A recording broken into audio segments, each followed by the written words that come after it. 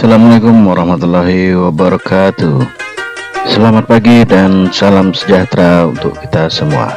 Saat ini saya berada di Museum Negeri Mula Warman Tenggarong untuk menyaksikan bagaimana proses pembuatan seekor naga yang akan nantinya kita arung ke daerah Kutai Lama. Naga ini atau ular lembu ini panjangnya sekitar 16 meter. Dan di Museum Mula Warman ini mereka membuat 2 ekor ular lembu atau naga, sekaligus memeriahkan hari jadi kota Tenggarong. Erau berasal dari bahasa lokal atau daerah etnis Kutai dan disebut juga Ero yang berarti ramai, hilir mudik, bergembira, berpesta ria.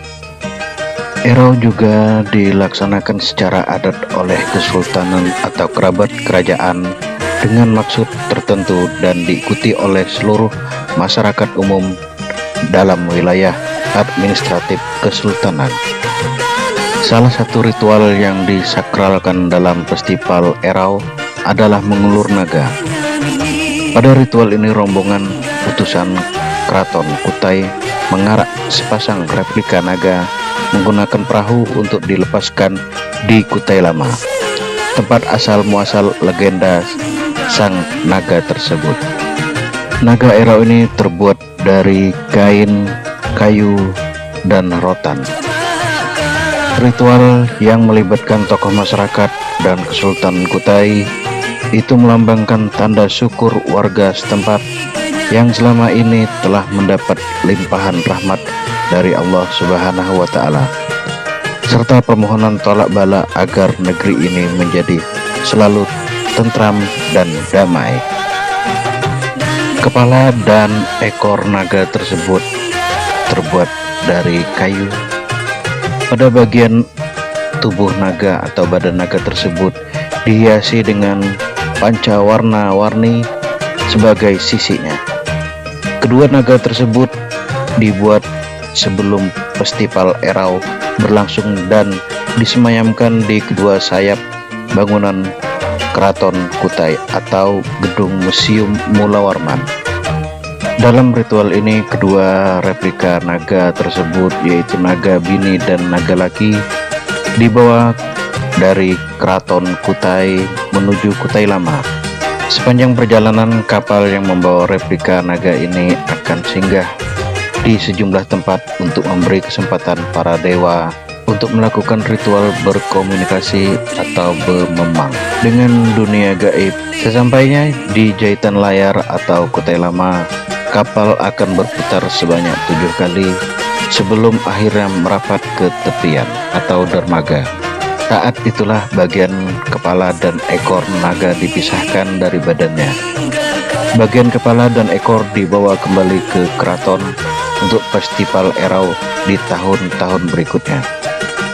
Sedangkan bagian tubuh naga diturunkan atau dilabuh di atas kapal ke sungai. Masyarakat akan berlomba-lomba mendapatkan bagian sisi dari naga yang dipercaya memiliki kekuatan untuk mewujudkan harapan pemiliknya.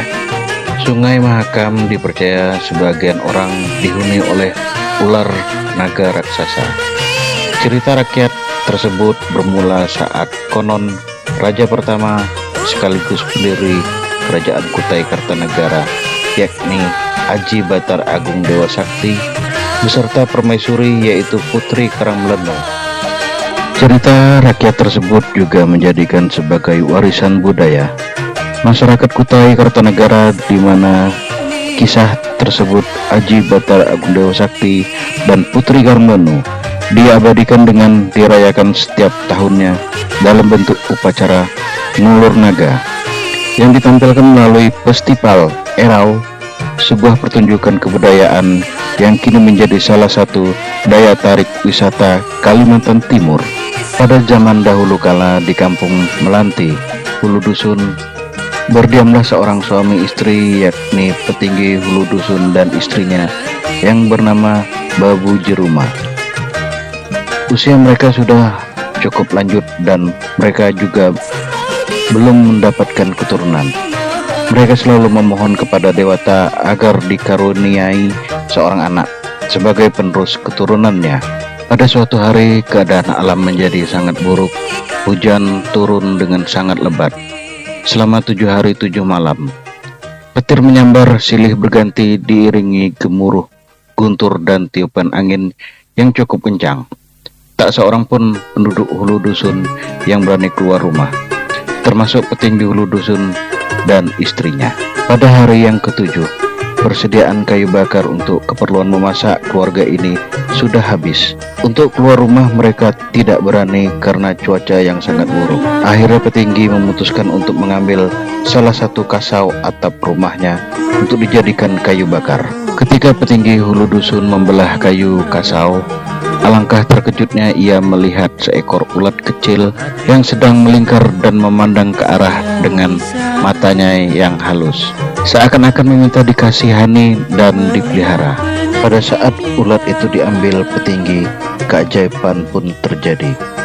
Hujan yang tadinya lebat disertai guntur dan petir selama 7 hari 7 malam, seketika itu juga menjadi reda.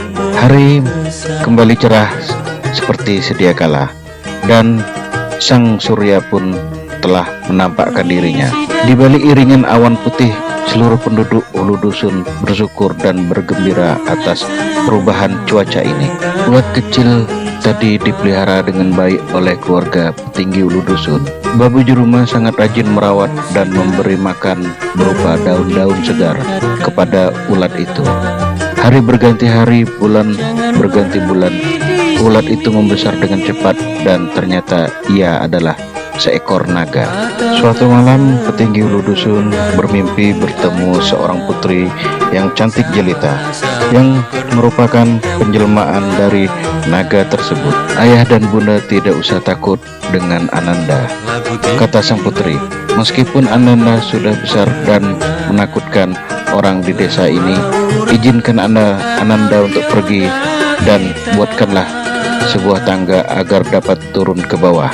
Pagi harinya petinggi hulu dusun menceritakan mimpinya kepada sang istri. Mereka berdua lalu membuatkan sebuah tangga yang terbuat dari bambu. Ketika naga itu bergerak hendak turun, maka berkata dengan suara persis seperti suara putri yang terdengar dalam mimpi petinggi, bila mana Ananda telah turun ke tanah, maka hendaklah ayah dan bunda mengikuti kemana saja Ananda merayap. Di samping itu, Ananda minta agar ayahanda membakar wijen hitam serta ditaburi tubuh Ananda dengan beras kuning. Jika Ananda merayap sampai ke sungai dan telah masuk ke dalam air, maka iringilah buih yang muncul di permukaan sungai. Berenanglah sang naga tersebut berturut-turut 7 kali ke hulu dan 7 kali ke hilir, dan kemudian berenang ke tepian batu. Di tepian batu sang naga berenang ke kiri 3 kali dan ke kanan 3 kali, dan akhirnya ia menyelam. Babu Juruma melihat seperti ada kumala yang bercahaya berkilau-kilauan. Mereka pun mendekati gelembung buih yang bercahaya tadi, dan alangkah terkejutnya mereka ketika melihat di gelembung itu terdapat seorang bayi perempuan yang terbaring dalam sebuah gong. Nampaklah oleh mereka binatang aneh yang sedang menjunjung naga dan gong tersebut. Petinggi dan istrinya ketakutan melihat kemunculan binatang yang aneh yang tak lain adalah lembu suana. Dengan segera petinggi mendayung perahunya ke tepian batu. Tak lama kemudian perlahan-lahan lembu suana dan sang naga tenggelam ke dalam sungai, hingga akhirnya yang tertinggal hanyalah gong yang berisi bayi dari kayangan itu. Gong dan bayi itu segera diambil oleh Babu Juruma dan dibawanya pulang. Petinggi dan istrinya sangat bahagia mendapat karunia berupa seorang bayi perempuan yang sangat cantik. Bayi itu lalu dipelihara mereka, dan sesuai dengan mimpi yang ditujukan kepada mereka, maka bayi itu diberi nama Putri Karangmelenu. Bayi perempuan inilah yang kelak akan menjadi istri Raja Kutai Kartanegara yang pertama,